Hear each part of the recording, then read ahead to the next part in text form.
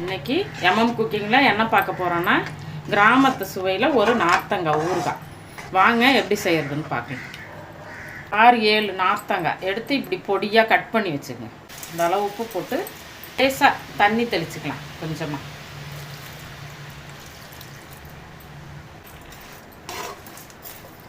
ஒரு நல்லா அப்படி ஒரு வதக்கி ஒரு மூடி போட்டு மூடி வேக வச்சிடலாம். நம்ம இது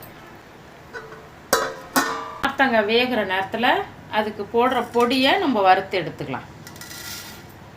1 ஸ்பூன் மல்லி, 1.5 ஸ்பூன் அளவு கடுகு, கொஞ்சமாக வெந்தயம் போட்டால் நல்லா வாசனையாக இருக்கும் ஊறுகாய்க்கு. அதான் இது 3ஐயும் நம்ம ஒன்றா சேர்த்து வறுத்து எடுத்துக்கலாம். ஆற வச்சுட்டு நம்ம மிக்ஸி ஜாரில் பொடி பண்ணிக்கலாம். இந்த அளவுக்கு பொடி பண்ணி எடுத்து வச்சுக்கோங்க. எப்படி நல்லா வெந்துருச்சு பாருங்கள். நம்ம உப்பும் நார்த்தங்காய் போட்டு வேக வச்சது நல்லா வெந்து தண்ணி எப்படி வந்துருக்கு பாருங்கள். இந்த சமயத்தில் கொஞ்சமாக நல்லா திக்காக கரைச்சி புளி ஒரு 2 ஸ்பூன் அளவு சேர்த்துங்க. போதும், அவ்வளோதான். அந்த அளவு சேர்த்து ஒரு கொதி விடுங்க. இந்த ஊறுகாய்க்கு உள்ள மிளகாத்தூள் சேர்த்துக்குவோம். வெறும் மிளகாத்தூள், தனி மிளகாத்தூள் அரைச்சி வச்சுருக்கோம் பாருங்கள், அதை சேர்த்துக்கலாம். கொஞ்சம் காரம் கொஞ்சம் தூக்கலாகவே சேர்த்துக்கலாம். ஒரு சின்ன ஸ்பூனில் ஒரு 2.5 ஸ்பூன் வெறும் மிளகாத்தூள் போட்டிருக்கேன். போதும்.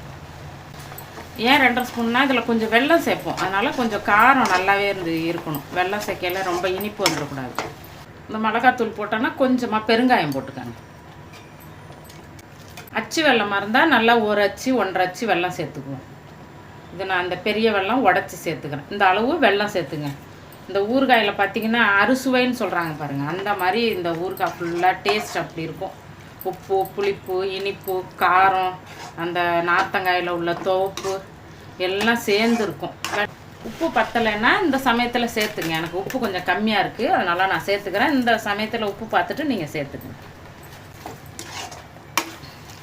இந்த சமயத்தில் நம்ம அரைச்சி வச்சுருக்க பொடியை சேர்த்துக்கலாம். பொடி போட்டு ரொம்ப நேரம் கொதிக்க விடக்கூடாது.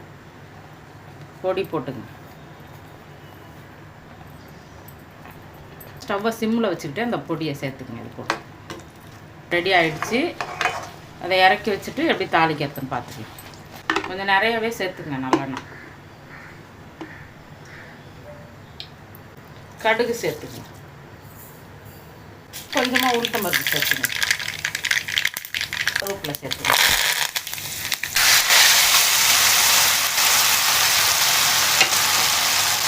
இந்த மாதிரி நார்த்தங்காய் ஊறுகாய் நீங்களும் உங்கள் வீட்டில் செஞ்சு சாப்பிட்டு பார்த்துட்டு எப்படி இருக்குன்னு எனக்கு கமெண்ட்டில் சொல்லுங்கள். நீங்கள் எப்படி நார்த்தங்காய் ஊறுகாய் போடுவீங்கன்னு சொல்லுங்கள்.